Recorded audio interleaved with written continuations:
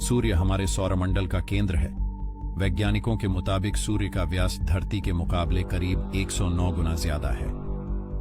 सूर्य का आकार धरती के मुकाबले कई लाख गुना बड़ा है। आसान शब्दों में समझे तो सूर्य में एक साथ 13 लाख से ज्यादा पृथ्वी समा सकती है। धरती से सूर्य की दूरी चांद के मुकाबले 4 गुना ज्यादा दूर है। सूर्य का तापमान इतना ज्यादा है कि धरती से भेजी जाने वाले कोई भी चीज सूर्य से लाखों किलोमीटर पहले ही पिघल जाएगी।